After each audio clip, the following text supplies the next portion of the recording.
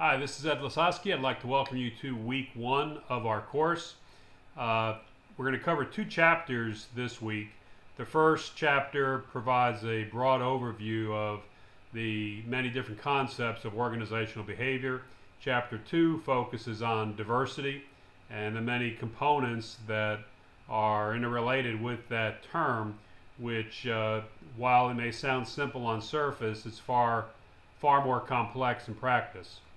Uh, I can tell you without a shadow of a doubt that I worked in human resources in a variety of fields over the better part of 3 decades, over 30 years, beginning in the late 1980s up until I retired in 2016. Without a doubt, human resource professionals as well as managers in any functional group are facing a wide world of difference as compared to what I faced in the 80s, in the 90s, and in the early 2000s, up until I retired in 2016. To give you an idea of the kind of changes we've seen over the last 20 years, it's enough to make anybody's mind just spin on end. I mean, just think about the changes. Globalization.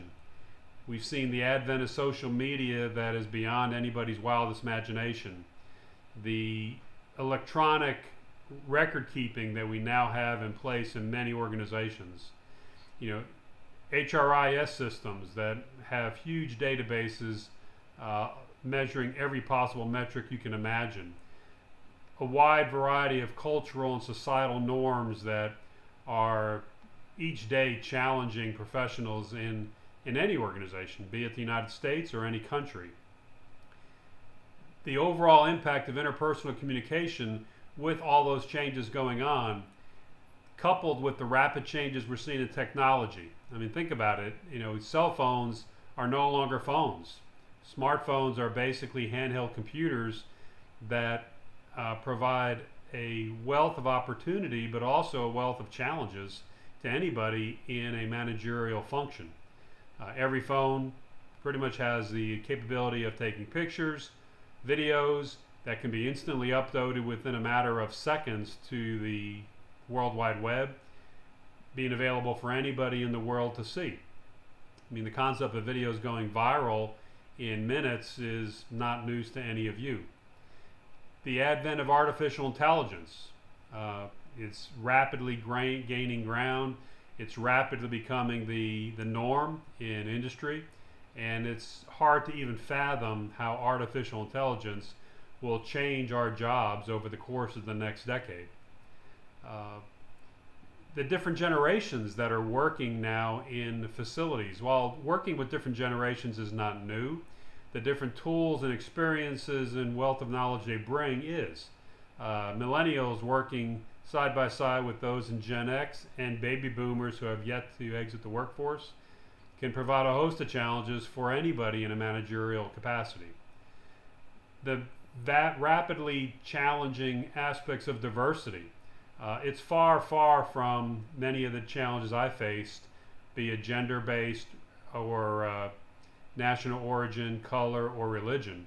It's well beyond that of what's outlined in the Civil Rights Act of 1964. The diversity wheel that you review in your paper on Chapter 1 just touches on many of those aspects. Bringing a wide array of challenges to anybody in a managerial capacity.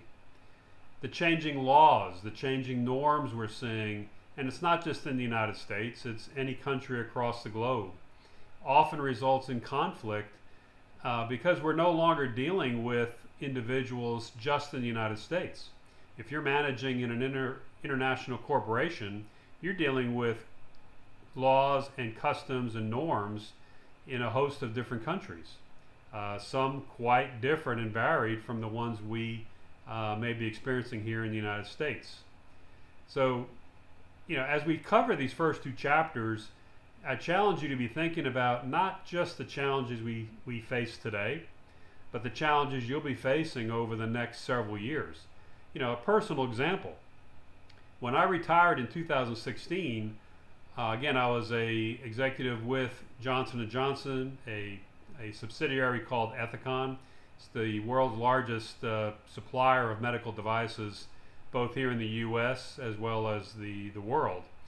The human resource function was shifting to a global HRIS system, one in which the job that I did for many years as a HR manager, managing employment relations, labor relations, and then being responsible for salary admin, policy administration, benefits, compensation, was basically turned on its ear.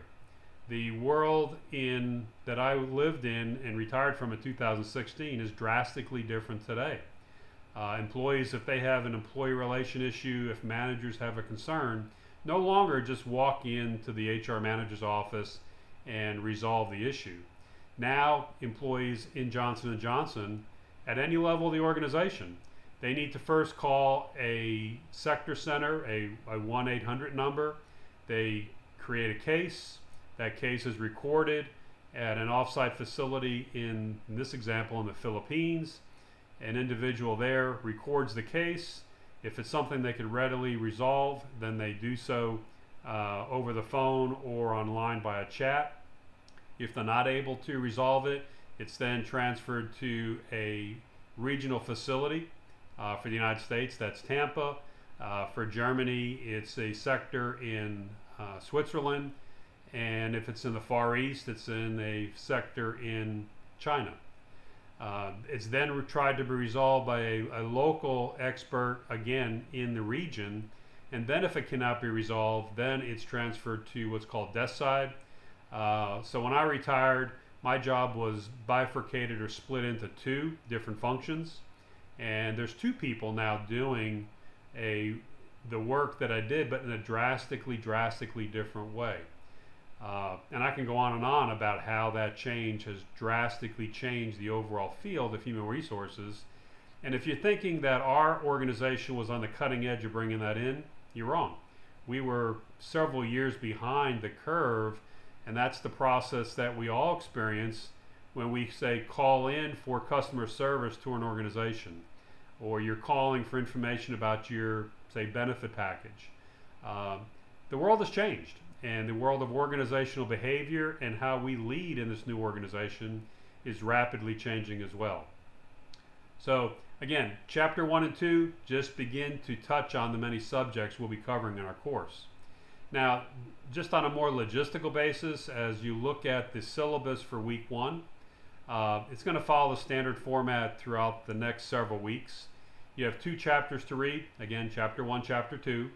You have 2 discussion questions that you'll be answering. Each is graded separately, so make sure you completely respond to both discussion questions in the forum to earn as much credit as you can, points as you can. You do have a weekly paper. That paper is outlined in the Moodle shell, so you can see the requirements as well as the expectations. And again, refer to the grading rubric to make sure you're covering all the key points. You'll review the concepts for the term paper, but you don't have a deliverable for the term paper in week 1.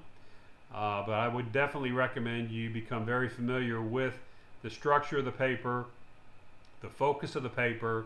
It's all outlined in the folder in Moodle in the Start Here section. So again, begin to familiarize yourself with the paper so you can be ready to complete the first task that we'll be doing week 2. And then I also have 3 short videos that I insert. I tried to keep that light, so the videos touch on topics related to each week in our course. Some of those you'll see are somewhat comical. They're going to bring a little smile to your face, hopefully. Some definitely tie in a more academic sense to the concepts we'll be covering. So again, welcome to week 1. I won't go through all the points that we'll be covering academically. You can see that in the write-up that I've provided in week 1 as far as learning objectives.